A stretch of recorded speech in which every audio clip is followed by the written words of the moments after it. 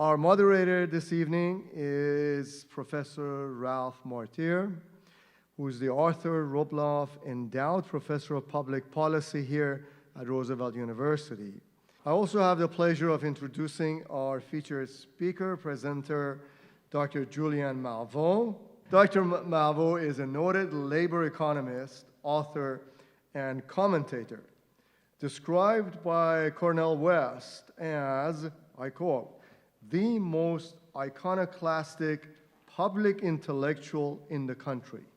Hello, good evening. How are you all? It's an interesting time to be talking about bipartisanship, huh?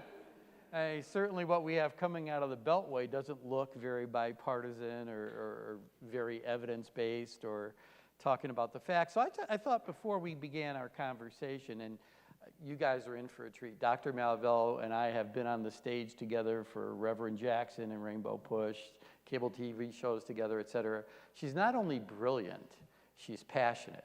So she's got a lot to offer, and you really have to listen to what this woman has to say. We all should. But civil discourse, bipartisanship, what are the earmarks of that? And there's a couple of things, right? A serious exchange of views or ideas that's focused on issues rather than individuals or people. A case being made with credible data that you could actually verify or information that you could verify. You avoid political labeling, like this is the liberal or the conservative or the Democrat or the Republican, and actually focus on the substance of the issue at hand. Maybe to have bipartisan support for something, you need to actually listen thoughtfully to what the other side is saying. Doesn't mean you have to agree to them, but you got to listen to them. Maybe you could find a way to move them along, or some common point where you could work together to move an agenda forward. But I think avoiding ideological rigidity, being open-minded, and assuming that to actually get some sort of policy change to happen, you need compromise. And we're seeing how much of that in the Beltway today. First of all, I want to thank Dr. Ali and Trustee Harris for having me here. I'm happy to be here, and thank y'all for coming out. You could do anything on a Monday evening, but you chose to be with us, and so we appreciate it. But when you describe what discourse was, you basically refuted the existence of the person who lives in the place that I call the house that enslaved people built. Yeah. I don't call it the colorless house anymore, the house that enslaved people built. But you said, listen, what we have seen in the past 3 years are a series of diversionary tactics that make it impossible for people to listen. So you get a Sharpie and you decide that Florida is in Alabama. And then you have a discussion about whether Florida is in Alabama. And then you fire people because they disagree with you about Florida being in Alabama.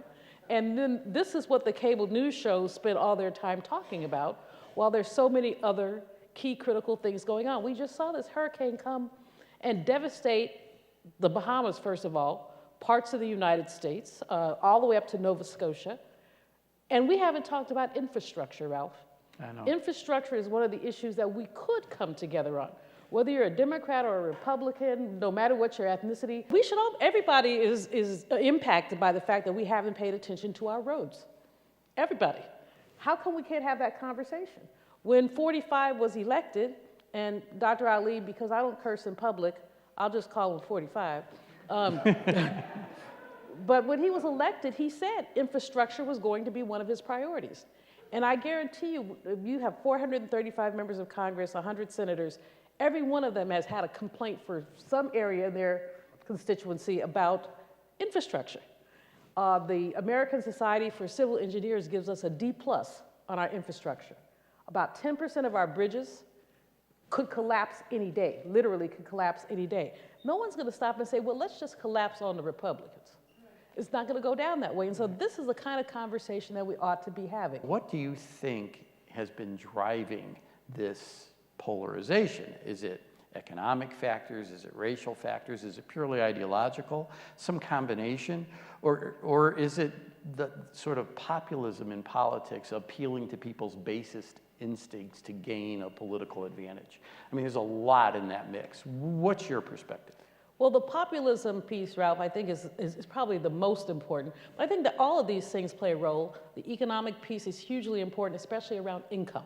Yeah. I mean, you have such income disparities, but you also have the perception, especially by working class whites in particular, not all, but some, that other people are gaining at their expense. That immigrant people are coming, and that's taking something away from them. That you see a black president or anchor woman, and somehow that's taking something away from them. So you have this sense because we need to have an economy that generates living conditions, good living conditions for everybody. And what these working class white people are seeing is it's harder and harder for them to have good living conditions. And they're projecting, then when you get a so-called leader who says, well, they're taking your jobs, well, they're doing this to you, and you use that kind of language, it's difficult for people to see the bigger picture. I don't think, and you know, if we want to talk elections and politics, the people we really need to talk to are the people who don't vote. Half of all people don't vote at all. They've had it, they're just trying to survive. You know, they almost don't care. This crosses racial lines, although black people and black women are more likely than anybody else to vote. But we don't have a 100% voter participation rate.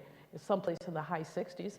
But that's not good enough if we care about transformation of our societies. Since 1968, every single year, the unemployment rate for blacks in America has been worse than the unemployment rate for both whites and Latinos.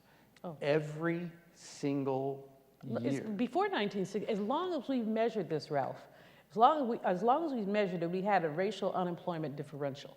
It historically has been about 2 to 1. Right. Sometimes it'll go down as low as 1.7. Right. Sometimes it'll go up as high as 2.3. But basically, most economists just say it's a 2 to 1 ratio. The problem is that we've now normalized that. So when you have someone celebrating the lowest unemployment rate for blacks in history, so we're supposed to celebrate inequality? We're supposed to celebrate the fact that this 2 to 1 ratio still exists? I mean, even under President Obama. I mean, I wrote this book, got me in a lot of trouble with a lot of people, called Are We Better Off? Race, Obama, and Public Policy. It raised really questions. Are black people actually better off? Now, I grant you, President Obama couldn't do everything, and he was very hampered after his first 2 years by a Senate. But at the same time, one of the things that many of us in the African-American economics community want to see was addressing some of this differential. How can we close that gap? What can be done to close that gap? And the challenge has been because people don't like targeting. I mean, you could fix some of this by targeting. Say, the next 2 years of government jobs will go to black people. Now, white folks start squirming, because you don't like that. Like, what about me? What about my son? What about my kids? But the fact is that if you have this differential, you have to figure out a way, to deal with it. And I get African-American legislators who would say to me, that's not fair. Well, I can tell you a lot of things that are not fair. We can start, we can make a list. So the structure of our economy is simply unequal. And the question is how willing we are to accept that and its consequences. I'm going to highlight, for those of you who don't know me, I do teach at Roosevelt University. I'm thrilled by the affiliation. This is a great institution of higher learning, and I couldn't be more proud than being affiliated with this place. But I'm going to pull out the Declaration of Independence. And I looked at that. Y'all familiar with the Declaration of Independence, right, where the United States declared its independence from Britain. And among the complaints enumerated against King George was that he has obstructed laws for the naturalization of foreigners and refused to pass other laws to encourage their migration hither.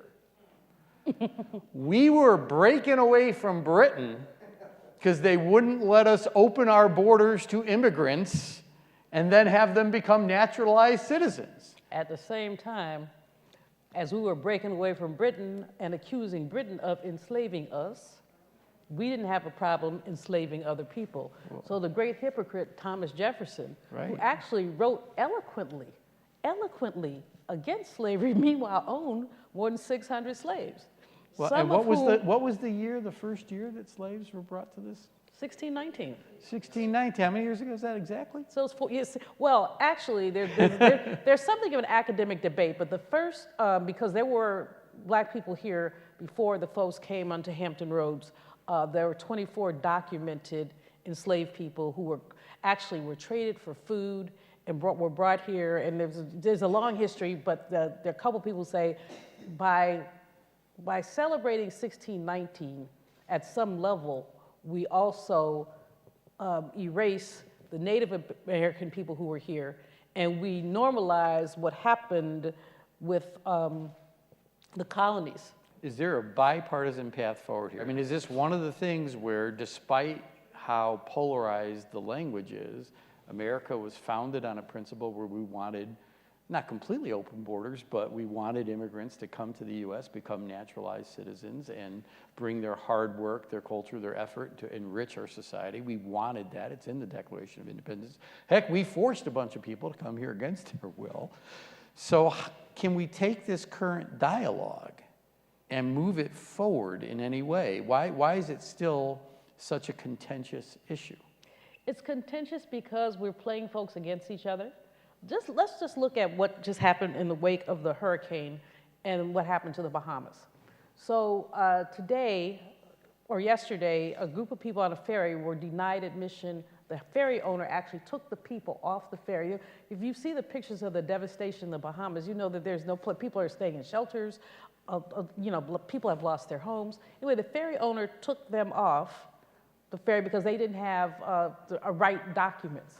Well, if your house has been flooded, you don't have the right documents, you don't have the wrong documents, you don't have any documents. But 45, in his infinite wisdom, said he only wanted people to come here who had the right documentation.